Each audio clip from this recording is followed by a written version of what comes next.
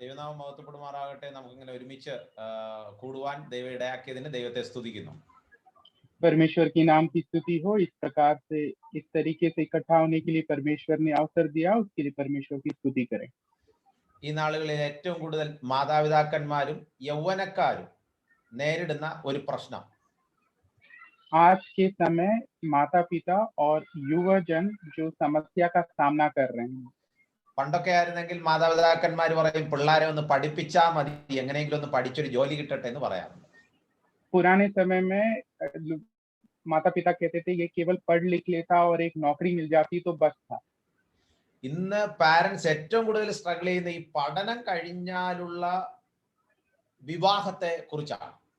मगर आज की समस्या जो माता पिता जिसका सामना करते हैं, ये पढ़ाई के बाद ये वैवाहिक जीवन की ओर जब अपने बच्चे बढ़ते हैं तब का समय है। അപ്പൊ ഞാൻ ചോദിക്കുന്ന ഇതാണ്, ഈ വിവാഹം എന്ന് പറയുന്നത്, അതായത് പഠനം, വിവാഹം, ജോലി, ഈ മൂന്നെണ്ണം എടുത്തു കഴിഞ്ഞാൽ വിവാഹം എന്ന് പറയുന്ന അത്രയും പ്രശ്നമുള്ളതായിട്ട് ഇന്ന് നമുക്ക് തോന്നുകയാണ്. देखिए, पढ़ाई हुआ, विवाह हुआ, नौकरी हुआ, तो इन तीनों बातों में आज विवाह एक बहुत बड़ी समस्या के तौर पर हमारे सामने आ गई। ഒരാള് 5 വയസ്സ് മുതൽ പഠിച്ചു തുടങ്ങിയാൽ ഏതാണ്ട് 20 വർഷം പഠിക്കുമെന്നാണ് പറയപ്പെടുന്നത്. 5वें साल से यदि एक बच्चा शुरुआत करता है पढ़ाई का, तो लगभग 20 साल वो पढ़ाई करता है। എന്നാൽ ഈ 25 വയസ്സ് അല്ലെങ്കിൽ 30 വയസ്സിനിടയ്ക്ക് ഒരാൾ കല്യാണം കഴിച്ചാൽ പിന്നെ ഏതാണ്ട് 70 വർഷത്തോളം അല്ലെങ്കിൽ 100 വയസ്സ് വരെ ജീവിച്ചിരിക്കുകയാണെങ്കിൽ 70 വർഷത്തോളം മറ്റൊരു വ്യക്തിയുമായി ഒരുമിച്ച് ജീവിക്കുക. तो मान लो ये व्यक्ति 30 साल में शादी करता है और उसका उम्र है 100 साल, तो 70 साल वो एक दूसरे व्यक्ति के साथ अपने जीवन को व्यतीत करता है।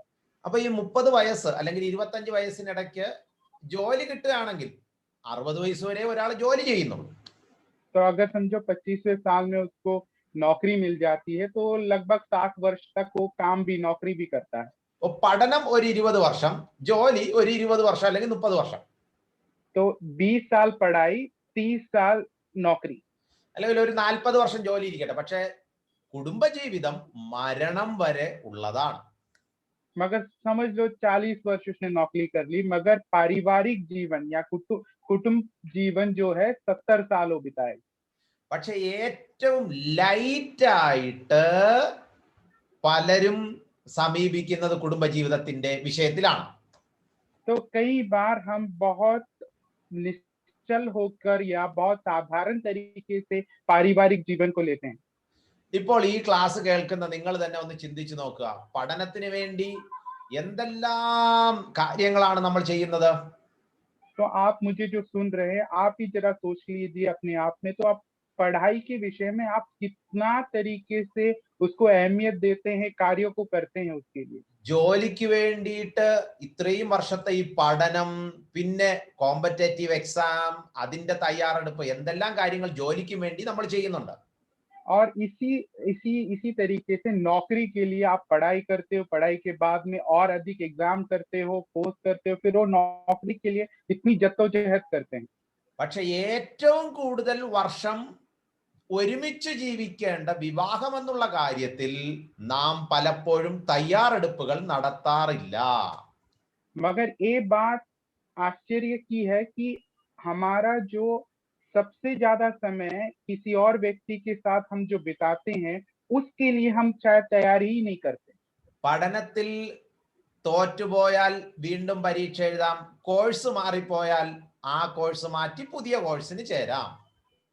यदि पढ़ाई में आप विजय नहीं हुए तो आप अलग कोर्स में जा सकते हैं, या कोर्स आपको बदलना है तो वो आप बदल सकते हैं। ജോലി ഇഷ്ടമല്ലെങ്കിൽ ജോലി റിസൈൻ ചെയ്ത് പുതിയ ജോലിക്ക് ശ്രമിക്കാം. नौकरी अगर अच्छी नहीं है तो आप नौकरी से इस्तीफा देकर दूसरी नौकरी कर सकते हो। എന്നാൽ വിവാഹത്തിൽ മാത്രം റീടേക്കുകൾ ഇല്ല, രണ്ടാമതൊരു പരിപാടി ഇല്ല. वैवाहिक जीवन में दूसरी बार ऐसा कोई मौका नहीं होता। പക്ഷേ അപ്പൊ ഇത്രയും സമയം പറഞ്ഞതിൽ നിന്ന് നിങ്ങൾക്ക് എല്ലാവർക്കും ഒരു കാര്യം മനസ്സിലായി കാണും, വിവാഹം ഏറ്റവും പ്രാധാന്യമുള്ളതാണ്. तो इतनी देर तक जो बातें मैंने आपसे कही, तो आपको ये बात समझ में जरूर आई होगी कि वैवाहिक या विवाह कितना अहमियत या मुख्य बड़ा बात है। ജോലിയെ കുറിച്ച് പോലും LKG പഠിക്കുന്ന കുട്ടികൾ ചിന്തിച്ചു തുടങ്ങിയിരിക്കുകയാണ്. എനിക്ക് IAS കാരനാകണം, എനിക്ക് എഞ്ചിനീയർ ആകണം. भले बहुत कम उम्र में या बहुत स्कूल से पहुंचने से पहले भी बच्चों के मन में ये बात आती है कि वो नौकरी या बड़े होकर क्या बनेंगे और नौकरी के लिए उसको क्या चाहिए। പക്ഷെ വിവാഹത്തെ കുറിച്ച് ശരിയായ ധാരണ അനേകർക്കില്ല. देखो, विवाह के विषय में जब आते हैं तो बहुतों को सही तरीके का दृष्टिकोण या समझ इसके विषय में नहीं है। ലോകത്തിൽ ഏറ്റവും കൂടുതൽ പ്രശ്നമുള്ളതും വിവാഹ ജീവിതത്തിലാണ് എന്നതാണ് മറ്റൊരു പ്രത്യേകത. और एक खासियत है कि ये संसार में सबसे ज्यादा समस्या भी वैवाहिक जीवन में या विवाह में ही होता है। ഏറ്റവും കൂടുതൽ ഇന്ത്യയിൽ കൊലപാതകങ്ങൾ നടക്കുന്നത് വിവാഹ ജീവിതവുമായി ബന്ധപ്പെട്ടതാണ്. भारत में सबसे ज्यादा कत्ल विवाह के जीवन के संबंध में होता है। ഒരു ഭാഗത്ത് അപ്പൊ ഇതെല്ലാം കേട്ടവ ഇപ്പൊ തന്നെ യൗവനക്കാര് ചിന്തിച്ചാണ്, വളരെ നന്നായി, ഇനി ഞങ്ങൾ കല്യാണം കഴിക്കുന്നില്ല. तो इतने समय तक जो युवा जन सुन रहे थे, तो सुनकर शायद उन्होंने ऐसा कहा कि अब बस, अभी हमें तो विवाह करना ही नहीं है। ഞാൻ ഇത്രയും സമയം പറഞ്ഞത് ഈ പുറത്തുള്ള നമ്മുടെ ചുറ്റുപാടുമുള്ള കാര്യങ്ങളാണ്. मैंने अब तक जो बातें आपके सामने रखी वो हमारे इर्द गिर्द या हमारे आजू बाजू में होने वाली बातें आपको बताई। അടുത്ത് ഞാൻ പറയുന്നത് വളരെ ശ്രദ്ധിക്കുക എല്ലാ യൗവനക്കാരും. अब मैं जो बोलने जा रहा हूँ, जो भी युवा जन है ध्यान से सुनिएगा।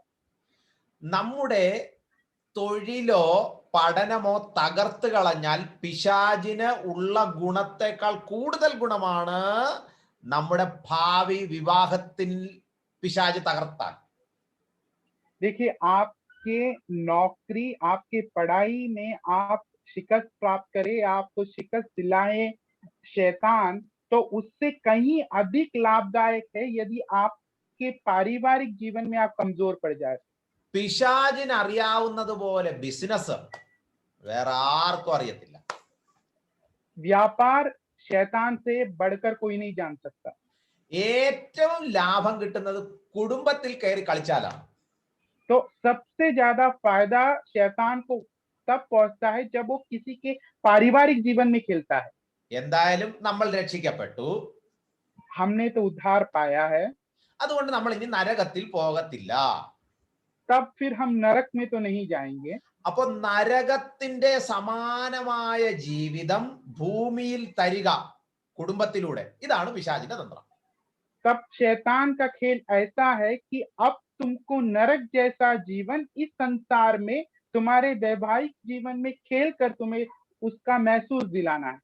അതായത് ജോലി പഠനം തെറ്റിപ്പോയാൽ തിരിച്ചു വരാം, ഇതിനകത്തോട്ട് പ്രവേശിച്ചിട്ട് തെറ്റിപ്പോയി എന്ന് പറഞ്ഞ് തിരിച്ചു വരാൻ പറ്റാത്ത രീതിയിൽ കുടുങ്ങിപ്പോകും. तो देखिए, नौकरी या आपकी पढ़ाई गलती हो गई तो आप दोबारा आ सकते हैं। वैवाहिक जीवन में प्रवेश करने के बाद यदि गलती आपने सोच ली, गलती हो गई, तो उससे वापस नहीं आ सकते आप। അപ്പൊ പിശാച് നമ്മിലല്ല എന്താണ് ഇപ്പൊ പ്രവർത്തിക്കാൻ ശ്രമിച്ചുകൊണ്ടിരിക്കുന്നത്? तो आजकल हमारे बीच में शैतान किस तरीके से खेलना चाहता है या क्या कार्य करता है? നിങ്ങളുടെ ഉള്ളിൽ വിവാഹത്തെക്കുറിച്ച് തെറ്റായ ഇൻഫർമേഷൻ തന്ന് आपके बीच में विवाह के विषय में गलत जानकारियां देकर നിങ്ങളെ കൊണ്ട് തെറ്റായ തീരുമാനം എടുപ്പിക്കുക. तुमसे गलत निर्णय लेने के लिए तुम्हें मजबूर करता है। അങ്ങനെ തെറ്റായ ആളെ നിങ്ങൾ കണ്ടെത്തുക. तो इस तरीके से गलत व्यक्ति को अपनी जीवन साथी के तौर पर आप ले लेते हैं। ഒടുവിൽ ജീവിതാവസാനം വരെ നിങ്ങൾക്ക് ദൈവം അനുവദിക്കാത്ത മറ്റൊരാളുമായി വിവാഹ ജീവിതത്തിലൂടെ ചിലവഴിക്കുക. तो परमेश्वर की अनुमति ना होने वाले एक व्यक्ति के साथ आप अपने जीवन को पूरा बिताएंगे। അപ്പൊ ജീവിതകാലം മുഴുവൻ നരകത്തിൽ കിടക്കുന്ന പോലെ തോന്നും. കാരണം ദൈവം തരാത്ത വേറൊരാളായിട്ടാ ജീവിക്കേണ്ടി വരുന്നത്. तो जीवन भर आपका जीवन का अनुभव नरक के तुल्य होगा, क्योंकि आप एक ऐसे व्यक्ति के साथ जीवन बिता रहे हैं जिसको परमेश्वर ने आपके लिए तैयार नहीं किया था। അപ്പൊ രണ്ട് രീതിയിൽ വിവാഹത്തിലേക്ക് പ്രവേശിക്കാം.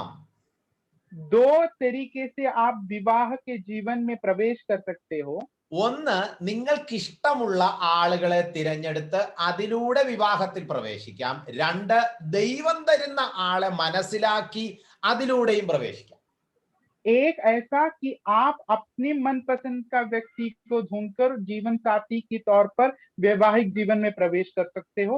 दूसरी बात, जो परमेश्वर की इच्छा समझकर जो परमेश्वर आपके लिए जीवन साथी देता है उसको स्वीकार कर वैवाहिक जीवन में प्रवेश करना. ഇത് കേൾക്കുന്ന എല്ലാവർക്കും ഒരു കാര്യം അറിയാം.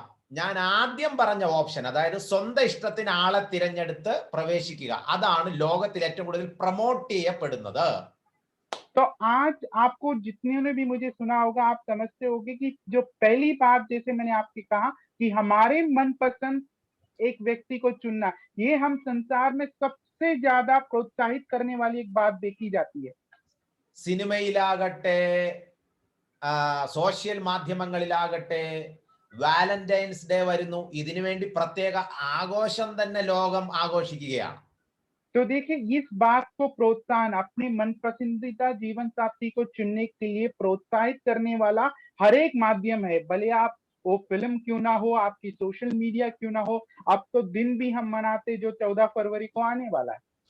അപ്പോൾ ലോകം നമുക്ക് തരുന്ന മെസ്സേജ്, ഒരു പ്രായമെത്തുമ്പോൾ നിനക്കിഷ്ടമുള്ള പെണ്ണിനെ, നിനക്കിഷ്ടമുള്ള പയ്യനെ സ്നേഹിക്കുക, കല്യാണം കഴിക്കുക. तो संसार हमें ये संदेश देती है, एक समय, एक उम्र आपकी आती है, अब आप मन पसंदीदा लड़का या लड़की चुनिए और विवाह के जीवन में प्रवेश कीजिए. അപ്പോൾ എന്റെ കേൾവിക്കാർക്ക് തുറന്ന് ചിന്തിക്കാൻ ഞാൻ അവസരം തരികയാണ്. तो मुझे सुनने वालों को मैं आपके सामने रखता हूं कि आप सोचिए इसके विषय में. കാരണം ഇത് കേവലം ഒരു തിയറി ആയിട്ട് തീരാതെ വളരെ ഗൗരവമായി ചിന്തിക്കാനായിട്ട് ഞാൻ നിങ്ങളെ പ്രേരിപ്പിക്കുകയാണ്. तो ये केवल आप समझने के लिए, आपके ज्ञान बढ़ाने से बढ़कर आप इस बात में सोचिए और फिर समझिए. ഏതാണ് ഏറ്റവും ബെസ്റ്റ്? सबसे उत्तम क्या है? ഒരിക്കലും കണ്ടിട്ടില്ലാത്ത, ഒരു പരിചയമില്ലാത്ത ഒരാളുടെ കൂടെ ജീവിതകാലം മുഴുവൻ ജീവിക്കാൻ എങ്ങനെ പറ്റും അങ്കിളെ? तो एक व्यक्ति जिसको मैंने कभी मिला नहीं, मेरी मुलाकात नहीं हुई, मैं नहीं जानता, उसके साथ मैं पूरा जीवन कैसे बिता सकता हूँ? ഞങ്ങൾക്ക് ഞങ്ങളുടേതായ അഭിപ്രായ സ്വാതന്ത്ര്യമില്ലേ? ഞങ്ങളല്ലേ ഞങ്ങളുടെ ആളെ തിരഞ്ഞെടുക്കേണ്ടത്? तो हमारे में क्या इतनी इच्छा शक्ति नहीं है? क्या हमारे में इतनी स्वतंत्रता नहीं है कि हम किसके साथ जीवन बिताएं, उसका निर्णय हम खुद ले पाए? ഇത്തരത്തിലുള്ള ചോദ്യങ്ങളുള്ള ആരെങ്കിലും ഉണ്ടെങ്കിൽ നിങ്ങളുടെ ചോദ്യത്തെ ഞാൻ ബഹുമാനത്തോടുകൂടെ സ്വീകരിക്കുകയാണ്. तो ऐसा किसी के पास प्रश्न है तो मैं बड़े आदर पूर्वक के साथ वो प्रश्न को लेता हूं. നമ്മൾ നേരെ വേദപുസ്തകത്തിലോട്ട് തിരിയുകയാണ്. तो अब हम परमेश्वर के पवित्र शास्त्र, परमेश्वर की वचन की ओर बढ़ेंगे. ലോകപരമായ രീതിയിൽ ഒരാളെ എങ്ങനെ കണ്ടെത്താമെന്ന് നമുക്ക് ക്ലാസ് വേണ്ട, അത് നമുക്കെല്ലാം അറിയാം. ये संसारिक तौर पर एक जीवन साथी को किस प्रकार से चुनना है वो आपको खास बताने की जरूरत नहीं है, सभी जानते हैं. എന്നാൽ വേദപുസ്തകത്തിൽ ചില സംഭവങ്ങൾ വായിച്ച് ദൈവഹിതപ്രകാരമുള്ള ആളെ എങ്ങനെ മനസ്സിലാക്കാം എന്ന് പഠിക്കാം. मगर अब हम पवित्र शास्त्र की ओर आकर चंद आयतों को पढ़कर हम फिर समझेंगे कि परमेश्वर की इच्छा के अनुसार अपने जीवन साथी को आप कैसे चुन सकते हो. വ്യത്യസ്ത സംസ്കാരത്തിലുള്ളവരാണ് ഈ ക്ലാസ് കേൾക്കുന്നത് എന്ന് ഞാൻ കരുതുകയാണ്. तो मैं ऐसा सोच रहा हूँ कि विभिन्न जगहों से आए हुए लोग ये क्लास में अभी सुनवाई कर रहे हैं. അതുകൊണ്ട് ദയവായി നിങ്ങൾ സകല സ്വാതന്ത്ര്യവും എടുക്കുക. നിങ്ങൾക്ക് എന്ത് ചോദ്യമുണ്ടെങ്കിലും നിങ്ങൾ ചുമതലപ്പെട്ട നെൽസൺ അങ്കിളിനെ എഴുതി ടൈപ്പ് ചെയ്ത് അയക്കുകയോ വിളിച്ച് ചോദിക്കുകയോ ചെയ്താൽ മതി. എനിക്കത് മലയാളത്തിൽ പറഞ്ഞ് അടുത്ത ക്ലാസ്സുകളിൽ ഞാൻ തീർച്ചയായിട്ടും ഉത്തരം തന്ന് മുന്നോട്ട് പോകാൻ ശ്രമിക്കാം. तो यदि आपका कोई प्रश्न है तो जिम्मेवार भाइयों को आप मेल डाल सकते हो, बता सकते हो टाइप करके, और वो प्रश्न जब मेरे पास आएंगे तो उसका मैं उत्तर देने का पूरा परिश्रम करूंगा आने वाले क्लासेस में. എനിക്ക് ഹിന്ദി അറിയാത്തത് കൊണ്ടാണ് ഞാൻ ഇങ്ങനെ അപേക്ഷിക്കുന്നത്. तो क्योंकि मैं हिंदी नहीं जानता हूं, उसके लिए मैं आपसे ऐसी दरख्वास्त रखता हूं। ഉൽപ്പത്തി പുസ്തകം 2-ാം അധ്യായം उत्पत्ति की किताब 2 अध्याय 18-ാമത്തെ വാക്യം. 18वां आय। उत्पत्ति की किताब दूसरा अध्याय उसका 18वां आय।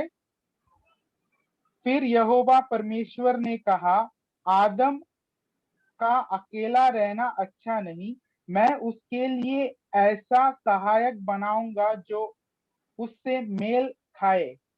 എന്തുകൊണ്ട് ദൈവമുഖം അന്വേഷിച്ച് ജീവിത പങ്കാളിയെ കണ്ടെത്തണം?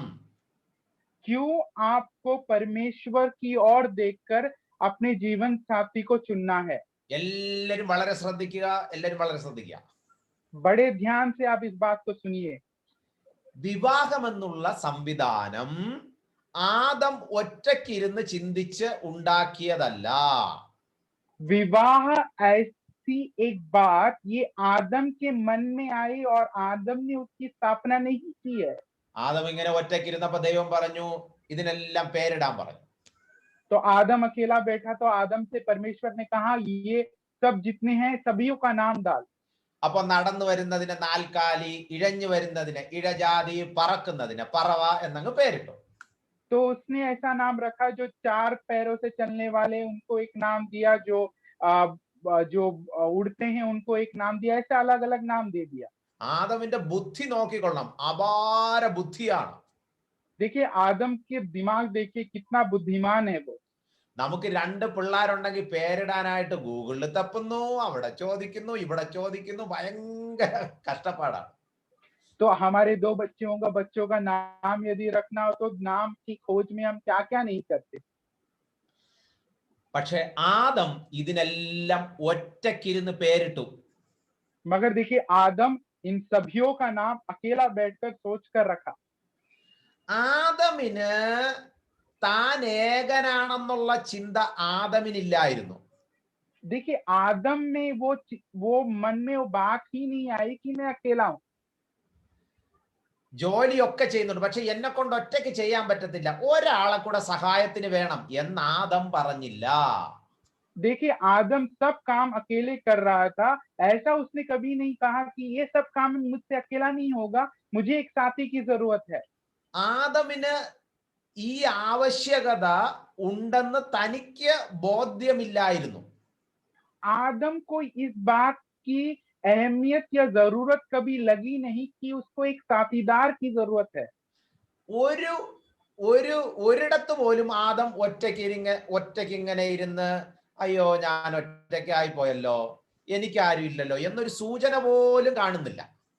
कहीं पर भी हम ऐसा नहीं देखते कि आदम एकांत में बैठकर ये सोच रहा है मेरे इसलिए कोई साथीदार नहीं, मैं कितना अकेला हुआ, वैसा हम कहीं नहीं पढ़ते।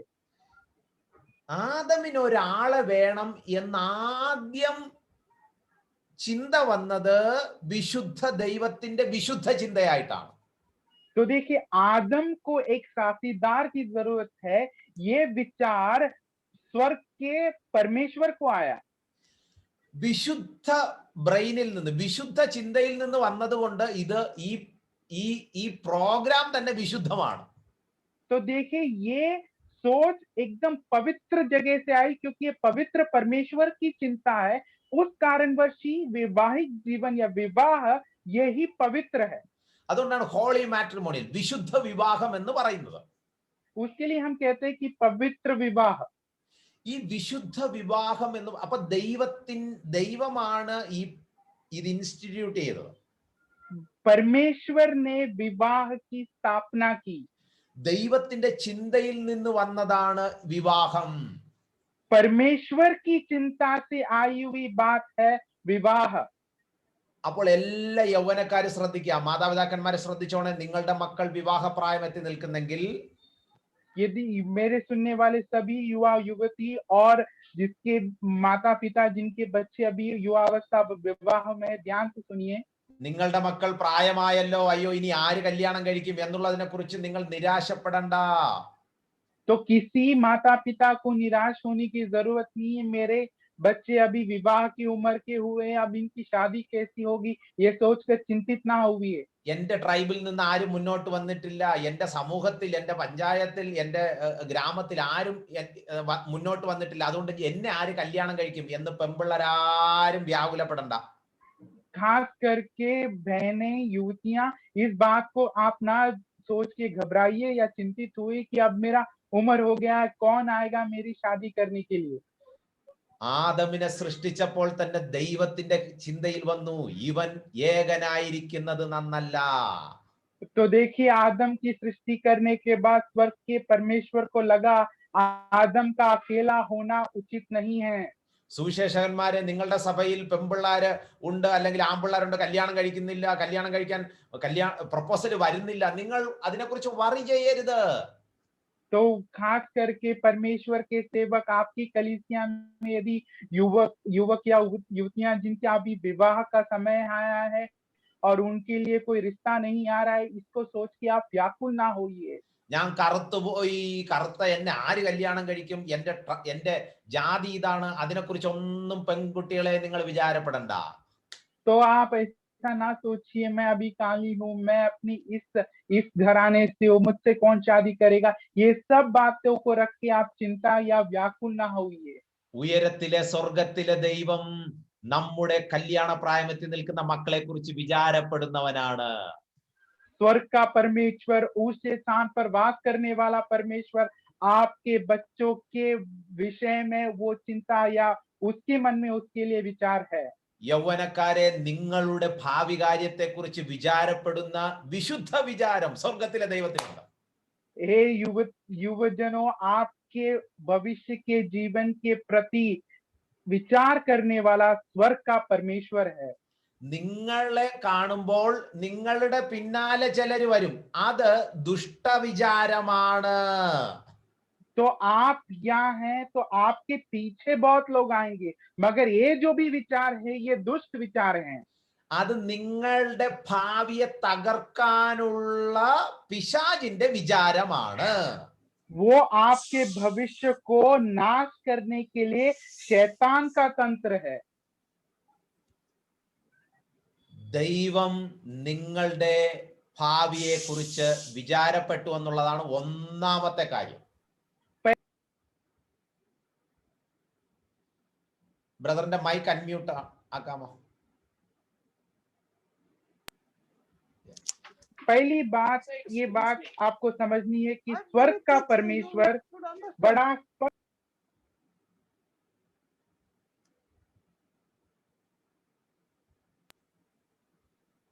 ദൈവമാണ് മുൻകൈ എടുക്കുന്നത് എന്നതാണ് ഒന്നാമത്തെ കാര്യം നമ്മുടെ വിവാഹത്തോടുള്ള ബന്ധത്തിൽ. तो एक बात आप समझिए कि आपके विवाह के विषय में उसका पहला विचार करने वाला स्वर्ग का परमेश्वर है।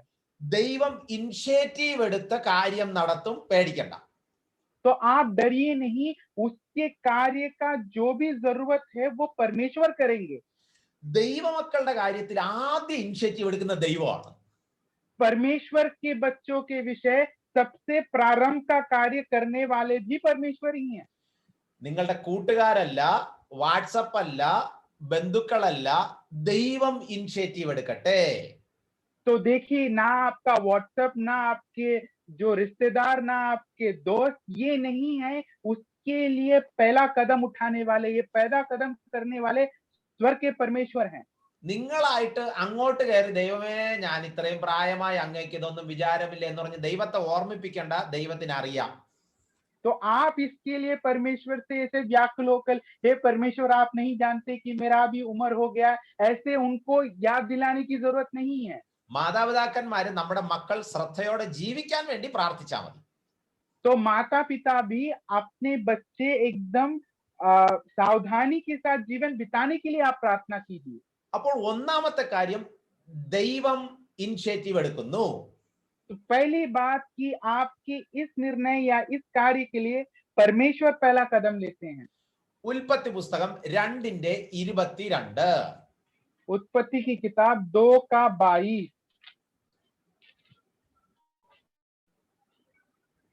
और यहोवा परमेश्वर ने उसकी पसली फसली को जो उसने आदम में से निकाली थी स्त्री बना दिया और उसको आदम के पास ले आया. നമ്മൾ ഹവ്വയെ ഒരു ഇന്റർവ്യൂ ചെയ്യുന്നെന്ന് വിചാരിക്കുക. आप अभी सोचिए, आप हवा की इंटरव्यू कर रहे हैं. ഹവ്വയുടെ അടുത്ത് ചോദിക്കുകയാണ്, എങ്ങനെയാണ് ആദമിനെ കണ്ടെത്തിയത്? तो हवा से पूछिए, आपकी मुलाकात आदम से किस प्रकार हुई? അത് ഞാൻ ഇങ്ങനെ ഏദൻ തോട്ടത്തിൽ കൂടെ നടന്നു പോയപ്പോഴത്തേക്കും എക്സസൈസ് ഒക്കെ എടുത്തുകൊണ്ട് നല്ല 6 പാക്ക് മസിലുള്ള ഒരാളെ കണ്ടു. तो शायद फर्ज मानिए ऐसा उत्तर होगा कि मैं ईदन की वाटिका में चल रही थी तो व्यायाम करते हुए 6 पैक वाले एक व्यक्ति को देखा. അങ്ങനെ പറയോ? क्या ऐसा बोलेगी? അതോ ഹവ്വ പറയും, ഞാൻ ഇങ്ങനെ നടന്നു പോയപ്പോഴത്തേക്കും നല്ല ആത്മീക ഗാനമൊക്കെ പാടിക്കൊണ്ട് ഒരാൾ നിൽക്കുന്ന കണ്ടു, എനിക്ക് ആ പാട്ട് കേട്ടപ്പോഴേ തോന്നി ഇത് ആത്മീകൻ തന്നെ, അങ്ങനെ ഞാൻ പിന്നെ പോയി ചോദിച്ചു.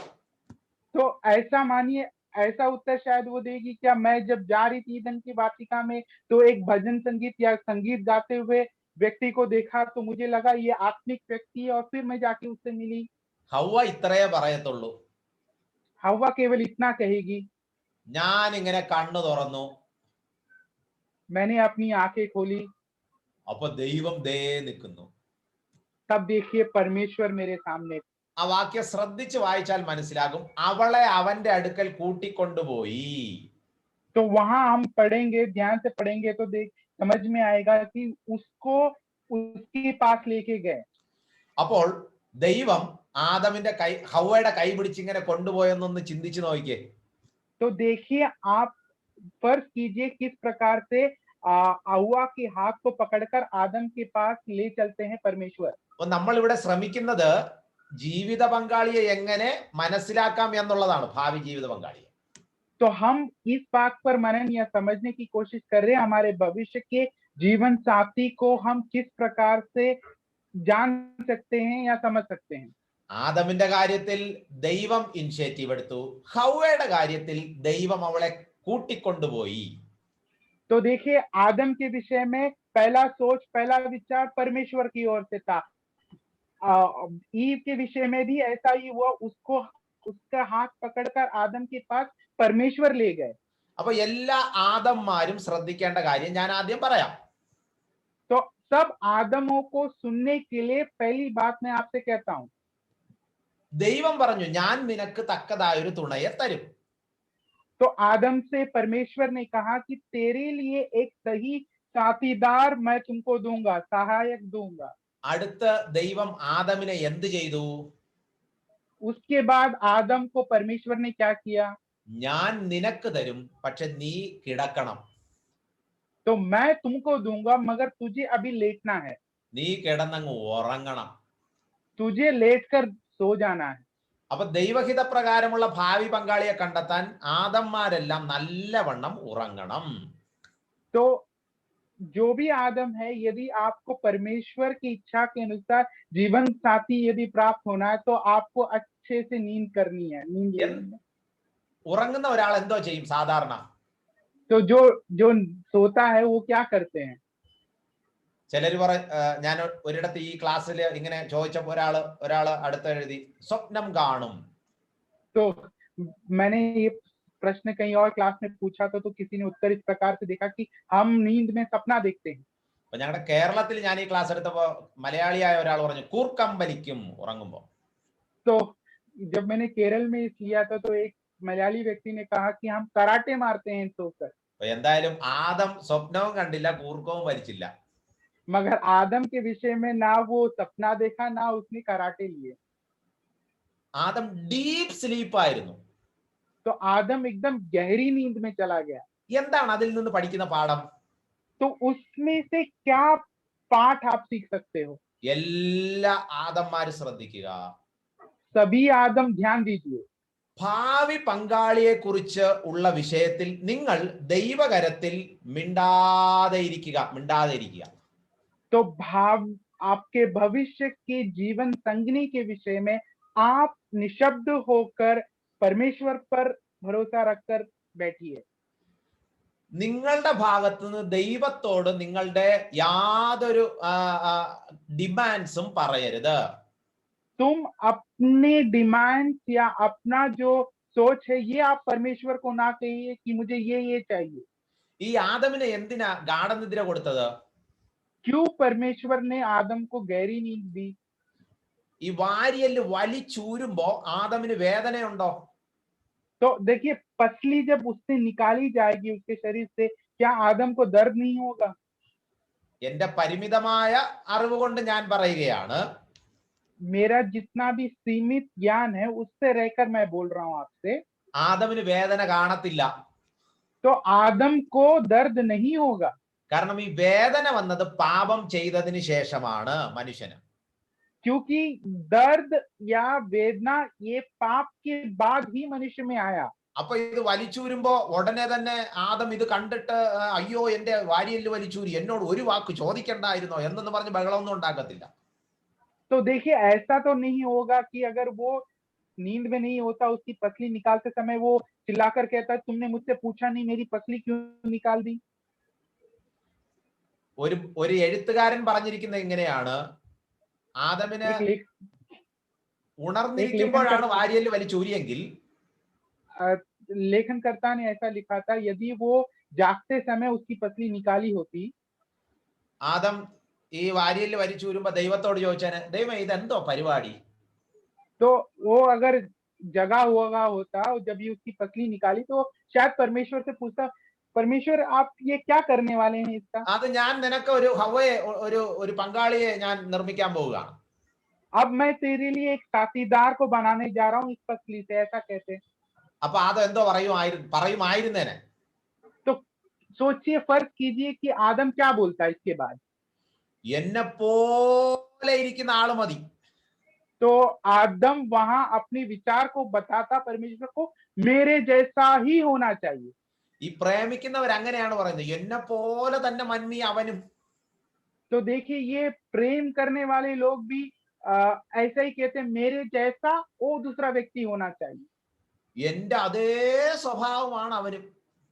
मेरे जैसा ही स्वभाव है उसका। എനിക്കും പാട്ട് ഇഷ്ടമാണ്, മമ്മി അവനും മൂളിപ്പാട്ട് പാടിക്കൊണ്ട് നടക്കും. तो मुझे भी गाना अच्छा है, वो भी गाना को गुनगुनाते रहता है। എനിക്ക് മഞ്ഞ ചുരിദാർ ഇഷ്ടമാണ്, ഇന്നലെ നോക്കിയപ്പോ അവൻ മഞ്ഞ പാന്റ് ഇട്ടുകൊണ്ട് നടക്കുന്നു. मुझे पीले चूड़ीदार की अच्छा लगता है और मैंने कल देखा तो वो भी पीला पैंट पहने घूम रहा है। അപ്പോ എന്റെ ഇഷ്ടത്തിനനുസരിച്ചുള്ള ഒരാളെ കണ്ടെത്താൻ ഈ യൗവനക്കാരുടെ ശ്രമം ഇത് ഭയങ്കര അപകടമാണ്. तो ये युवा जन के बीच में एक ऐसा तात्पर्य कि मेरे स्वभाव वाला व्यक्ति को ढूंढना ये बहुत खतरनाक हो सकता है। ആദമിനെ പോലെ ഇരിക്കുന്ന അനേകരെ ദൈവം മുമ്പിലൂടെ കടത്തിവിട്ടു. നിങ്ങൾക്കറിയാമോ ആരൊക്കെ ആയിരിക്കുമെന്ന്? तो आदम जैसे बहुत लोगों को शायद उसके सामने से रखा होगा। आप सोचिए कौन हो सकता है। ഈ പ്രേമിക്കുന്ന പിള്ളേര് ഞങ്ങളുടെ അടുത്ത് വരുമ്പോ പറയും, എന്റെ അങ്കിളെ 90% എന്നെ പോലെ തന്നെ അവൻ. तो जो भी ये प्रेम करते हैं, प्रेम से ज्यादा जो ऐसे जो जीवन को करते हैं वो बोलते हैं कि हमारे जैसे ही अंकल वैसे ही है वो लड़का।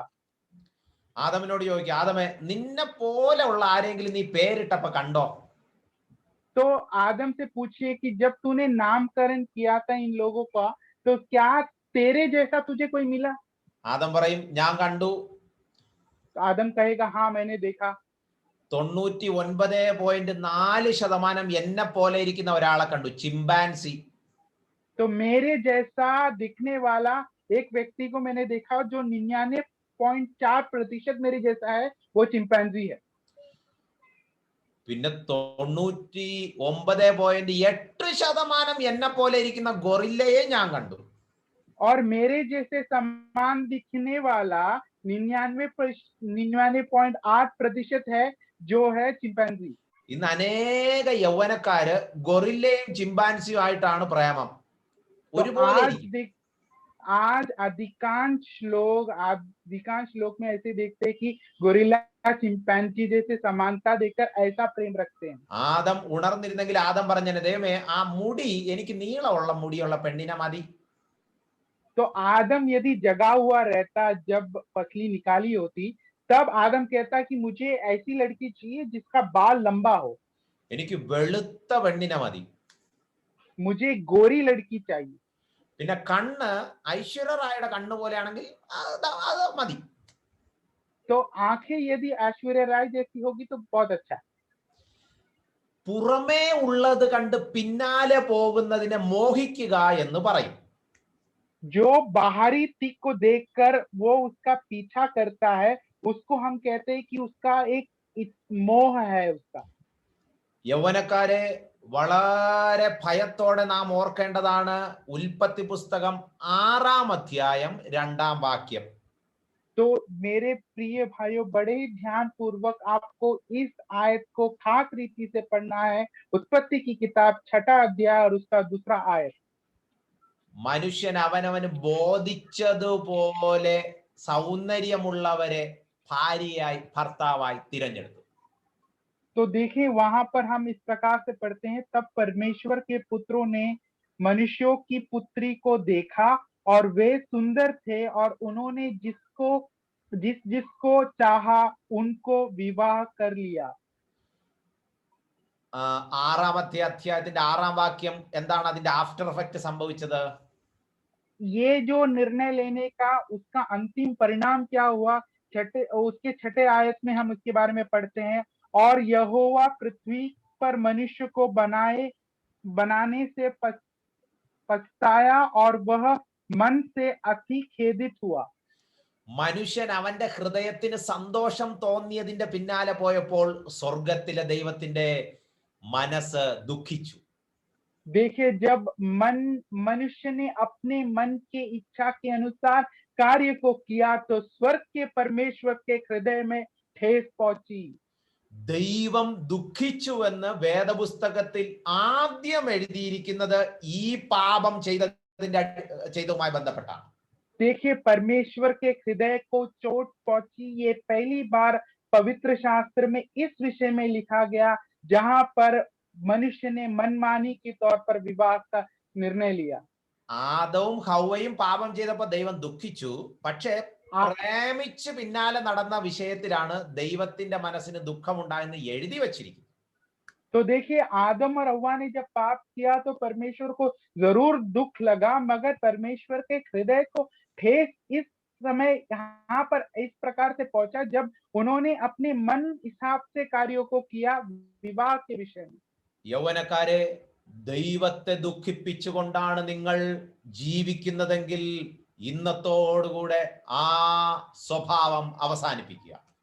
हे मेरे प्रिय युवा युवतियों, इस बात को ध्यान दीजिए, यदि आप परमेश्वर के हृदय को ठेस पहुंचाकर ऐसा जीवन बिता रहे हैं तो आप इस स्वभाव से हट जाइए. ഞാൻ അവന് തക്കതായ ഒരു തുണയെ ഉണ്ടാക്കി കൊടുക്കും. तो परमेश्वर ने कहा कि मैं उसके लिए सही संगनी को तैयार कर दूंगा. ദൈവം അവളെ ആദമിന്റെ അടുക്കലേക്ക് കൂട്ടിക്കൊണ്ടുവന്നു. तो देखिए उसे हव्वा को आदम के और हाथ पकड़कर परमेश्वर ले आए. അപ്പോൾ എല്ലാ ആദന്മാരും ദൈവമേ, എന്റെ ഭാവി വിഷയത്തിൽ ഞാനൊന്നും പറയുന്നില്ല, അങ്ങേക്ക് ഇഷ്ടമുള്ളതുപോലെ എന്റെ ജീവിതത്തിൽ നടക്കട്ടെ എന്ന് പറയുക. सब आदमों, ये बात पर ध्यान दीजिए कि आप अपने भविष्य के जीवन की ओर परमेश्वर को समर्पित कीजिए और कहिए कि मेरी कोई राय नहीं, मेरी कोई चिंता नहीं, आप जैसा चाहते हैं वैसा ही होवे.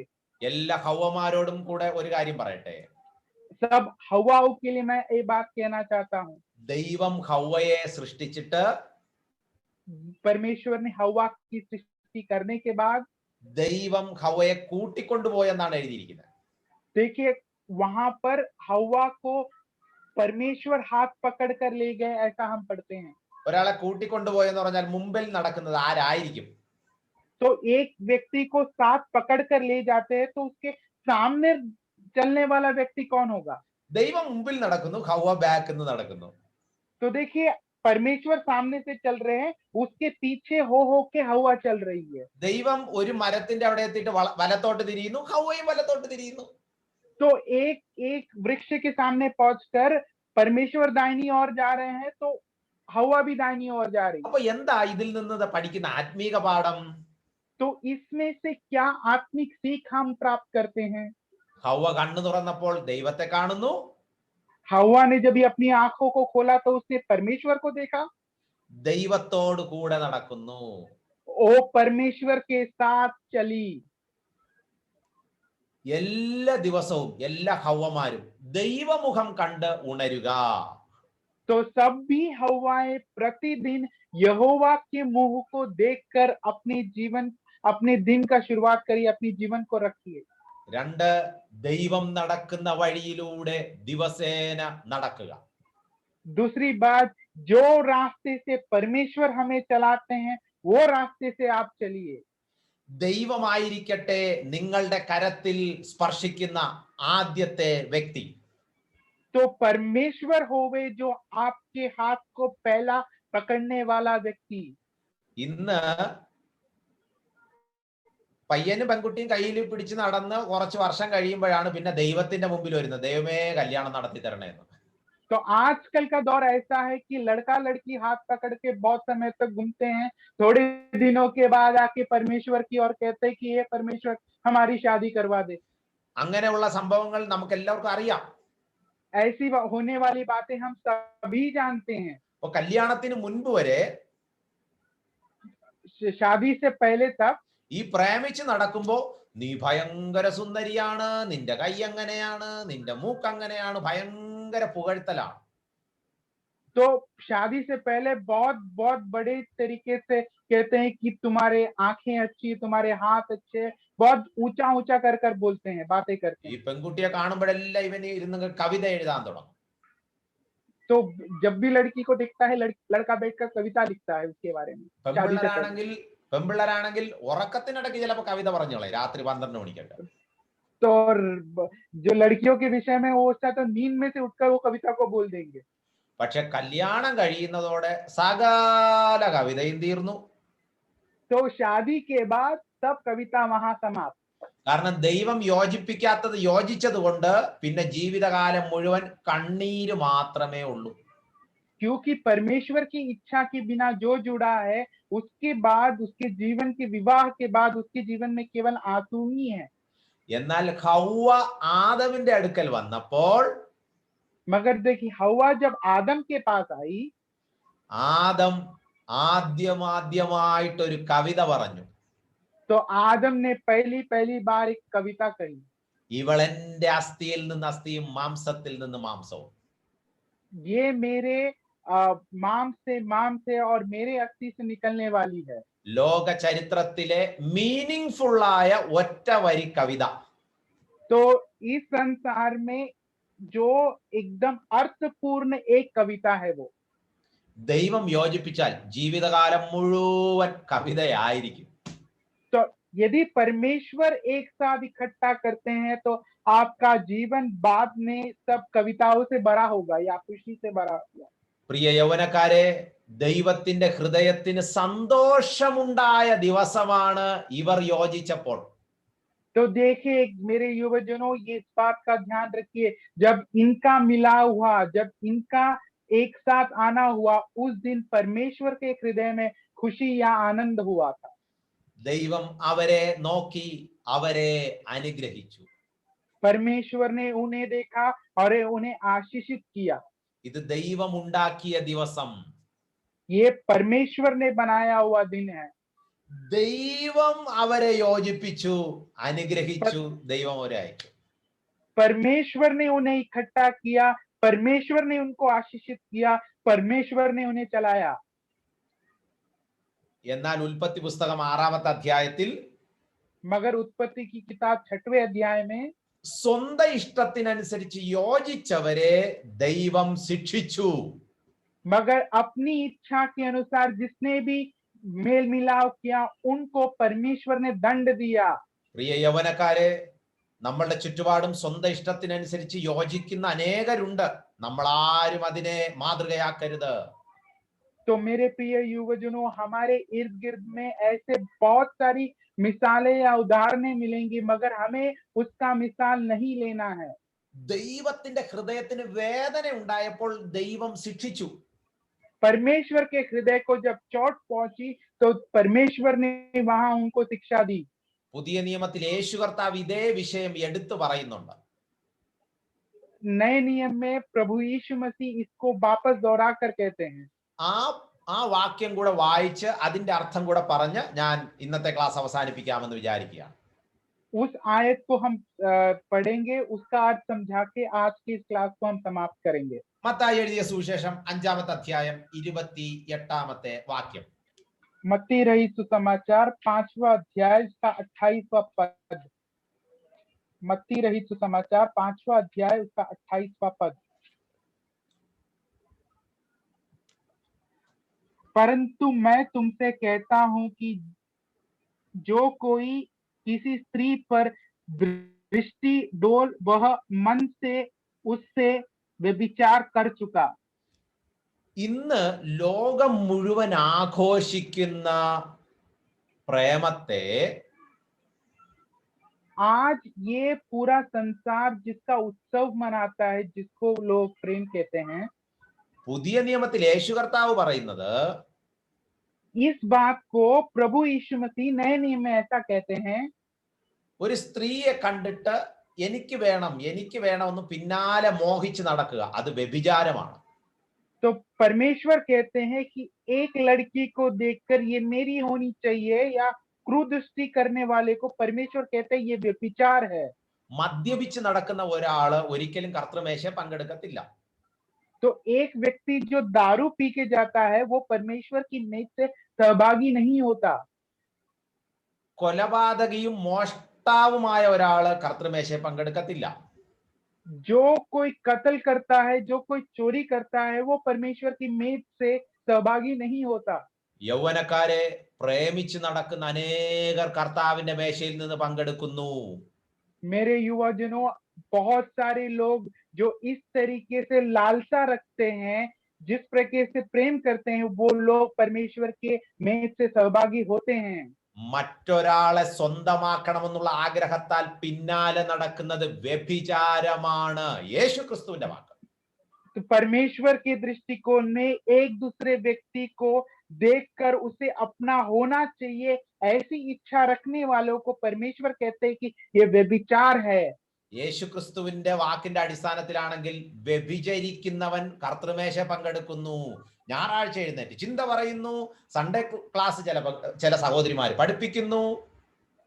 तो देखिए, प्रभु यीशु मसीह के दृष्टिकोण में कि ऐसे व्यभिचार करने वाले परमेश्वर के मेज से सहभागी होते हैं, वो चिंताओं को आराधना के समय कहते हैं, वो शायद बच्चों को सिखाते भी हैं। എന്നിട്ട് നമ്മൾ പറയും, ഇത് കേൾക്കുമ്പോൾ ചിലർ ചിന്തിക്കുന്നതെന്ന് അറിയാമോ, ബൈബിളിൽ അവിടെ ഉണ്ടല്ലോ വാക്യം, ബൈബിളിൽ ഇവിടെ ഉണ്ടല്ലോ വാക്യം. तो कई बार इन बातों को ऐसा जब कहा जाता है तो लोग वह बैठकर ऐसा सोचते, वचन में ऐसा भी तो कहा गया है, वैसा भी कहा गया है। വേദപുസ്തകത്തിൽ പ്രേമിച്ച് നടക്കുന്ന ആരെങ്കിലും ഉണ്ട് എന്നിരിക്കട്ടെ. तो सोचिए, यदि ऐसा कोई प्रेम कर कर विवाह से पहले प्रेम कर कर जीवन बिताने वाला कोई है, ऐसा आप सोच लीजिए। അത് നമുക്ക് ബുദ്ധിയുപദേശത്തിനാണ് എഴുതിയിരിക്കുന്നത്, അനുകരിക്കാനല്ല. तो वो हमारे समझ के लिए दिया गया है, ना कि हमारे मिसाल के लिए कि हम उसके जैसे होने चाहिए। ദാവീദ് വലിയൊരു പാപം ചെയ്തു, ബുദ്ധിയുപദേശത്തിന് എഴുതിയിരിക്കുന്നു, അനുകരിക്കാനല്ല. दाऊद ने एक बहुत बड़ा पाप किया, वो बात पवित्र शास्त्र में हमें बताया गया ताकि वो हमारे समझ के लिए, ना कि हमें उसे दोहराना है। പണമുണ്ടാക്കാൻ ചതിച്ചു, ജ്യേഷ്ഠാവകാശം ചതിച്ചെടുത്തു, അത് ബുദ്ധിയുപദേശത്തിനാണ്, അനുകരിക്കാനല്ല. देखिए, अपना हिस्सा प्राप्त करने के लिए छल का प्रयोग किया गया, वो हमारे समझ के लिए वहां लिखा गया है, ना कि उसके पीछे हो लेने के लिए। അപ്പോൾ ഇന്ന് നമ്മൾ പഠിച്ചതിനെല്ലാം കൂടെ ഒരുമിച്ച് ഇങ്ങനെ പറയട്ടെ, आज जो बातें हमने सीखी उनको सब इकट्ठा कर हम इस प्रकार कह सकते हैं, ദൈവഹിതപ്രകാരമുള്ള വ്യക്തിയെ മനസ്സിലാക്കാൻ, परमेश्वर की इच्छा के अनुसार वाले व्यक्ति को समझने के लिए, ദൈവത്തിന് ഭാവി കാര്യങ്ങളിൽ തീരുമാനമെടുക്കാൻ ഒന്നാം സ്ഥാനം കൊടുക്കുക. तो भविष्य के कार्यों के विषय में निर्णय लेने के लिए परमेश्वर को पहले अनुमति दीजिए। ആദം ചെയ്തതുപോലെ ദൈവത്തിന്റെ കരത്തിൽ ഈ വിഷയത്തിൽ മിണ്ടാതിരിക്കുക. आदम ने जिस प्रकार से किया, आप इस विषय में परमेश्वर के सामने एकदम चुप रहिए, अपनी राय को ना प्रकट कीजिए उनके सामने।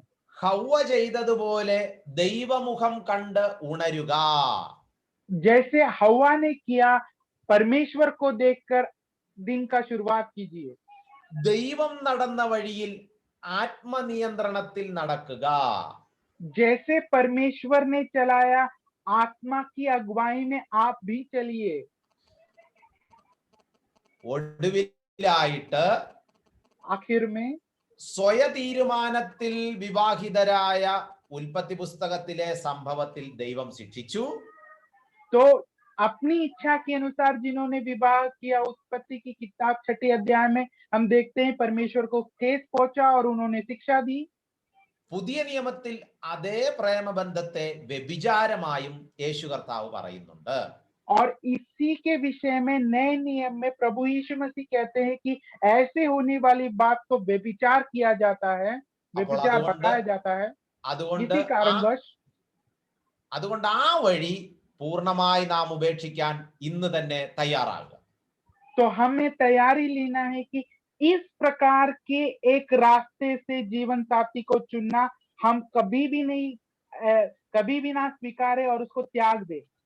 അടുത്ത ആഴ്ചയിലെ ക്ലാസ്സിൽ आने वाले सप्ताह के क्लास में ഇതുപോലെ ദൈവമുഖം അന്വേഷിച്ച് പങ്കാളിയെ കണ്ടെത്തിയ മറ്റൊരു കുടുംബത്തിലേക്ക് നാം പ്രവേശിക്കും. तो और एक परिवार के या कुटुंब के विषय में हम समझेंगे जिन्होंने परमेश्वर के मुंह को ताकते हुए परमेश्वर की इच्छा के अनुसार एक विवाह के जीवन को शुरुआत किया। അതിൽ മാതാപിതാക്കന്മാരുടെ പങ്ക് എന്തൊക്കെയാണ്, उसमें माता पिता की कितनी सहभागिता है, സഭയുടെ സമൂഹത്തിന്റെ പങ്ക് എന്താണ് എന്ന് നാം പഠിക്കും. हमने और भी देखेंगे कि कलीसिया में इसके विषय में कलीसिया की क्या जिम्मेदारी है। അപ്പൊ इന്ന് നമ്മുടെ ഭാവി ജീവിതത്തോടുള്ള ബന്ധത്തിൽ ദൈവത്തിന്റെ പങ്കും നമ്മുടെ പങ്കും മാത്രമാണ് കേട്ടത്. आज हमने हमारे भविष्य के जीवन के विषय, खास रीति विवाह के जीवन के विषय में हमारी क्या जिम्मेदारी है और परमेश्वर इसके लिए क्या करते हैं, इन बातों को आज हमने समझा। അടുത്ത ആഴ്ചയിൽ നമ്മുടെ കുടുംബത്തിലുള്ള അംഗങ്ങളുടെ പങ്കും സമൂഹത്തിൽ അതായത് സഭയിലുള്ളവരുടെ പങ്കും കൂടെ പഠിക്കുമ്പോൾ ഈ ക്ലാസ് പൂർണ്ണമാകും.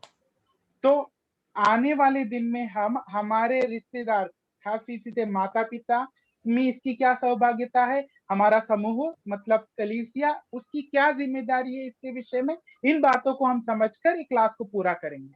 എന്നാൽ ഈ വഴിയിലല്ലാതെ മറ്റൊരു വഴിയിലൂടെ വിവാഹിതരായവർ ആരെങ്കിലും ഇത് കേൾക്കുന്നുണ്ടെങ്കിൽ ये रास्ता जो हमने अब बताया परमेश्वर की इच्छा के अनुसार, इसको छोड़कर दूसरे रास्ते से किसी ने यदि विवाह के जीवन में किसी ने प्रवेश किया होगा और वो मुझे सुन रहे हैं, तो നിങ്ങളുടെ ജീവിതത്തിൽ സംഭവിച്ച ആ തെറ്റിനെ കുറിച്ച് ദൈവത്തോട് അനുതപിച്ച് ആ തെറ്റ് അടുത്ത തലമുറകൾ ആവർത്തിക്കാതിരിക്കാൻ പ്രാർത്ഥിക്കുക. तो आपने जो गलती की है, निर्णय गलत रीति से लेकर उसके प्रति पश्चाताप कर कर परमेश्वर से माफी मांगकर आपके आने वाली पीढ़ी ये गलती को ना दोहराए, इसके लिए प्रार्थना पूर्वक अपने जीवन को बिताए। ഇനി നമ്മുടെ സഭയിലോ അല്ലെങ്കിൽ ചുമതലപ്പെട്ടവരുടെ മക്കളോ നമ്മുടെ മുതിർന്നവരാരെങ്കിലും ഇതുപോലെ വിവാഹം കഴിച്ചിട്ടുണ്ടെങ്കിൽ यदि हमारे परिवार में और कोई बुजुर्गों के बीच में या उनके बच्चों के बीच में यदि ऐसा कोई भी गलत रीति से विवाह के जीवन में प्रवेश किया हो, तो ഏതൊരു തെറ്റും ദൈവം ക്ഷമിക്കുമെന്നുള്ളത് കൊണ്ട് അവരോട് ദൈവം ക്ഷമിക്കട്ടെ. നമ്മൾ അങ്ങോട്ട് കയറി ഒന്നും ജഡ്ജ് ചെയ്യാൻ പോകണ്ട. देखिए हर एक गलती को परमेश्वर माफ करते हैं। हमारी कोई ये बात नहीं कि हम जाकर उसमें दखलंदाजी करें, परमेश्वर को अपना कार्य करने दीजिए। എന്നാൽ ഇത് പഠിക്കുന്ന നാം അതായത് വിവാഹപ്രായം എത്തിയവർ ശ്രദ്ധയോടെ ജീവിച്ചാൽ ദൈവം തരാൻ ഉദ്ദേശിക്കുന്ന ആളെ ഒരിക്കലും മിസ്സാകില്ല. मगर जो अभी विवाह के जीवन के उस समय तक पहुंचे हैं, यदि आप अपने आप को परमेश्वर के में समर्पित कर कर सही निर्णय लेते हैं, तो परमेश्वर जो उत्तम चीज आपको देना देना चाहते हैं, उससे आप कभी भी नहीं चूकेंगे। ഈ ക്ലാസ് കൂടെ അടുത്ത ക്ലാസ് കൂടെ കഴിഞ്ഞതിന് ശേഷം ഇങ്ങനെ ആരെങ്കിലും പെട്ടുപോയിട്ടുണ്ട്, പക്ഷെ ഞങ്ങൾക്ക് അതിൽ നിന്ന് പുറത്തു വരണം, എന്തോ ചെയ്യണം, അത്തരത്തിലുള്ള എന്ത് ചോദ്യം വേണമെങ്കിലും നിങ്ങൾക്ക് ചോദിക്കാം, ഉത്തരം തരാൻ ശ്രമിക്കും.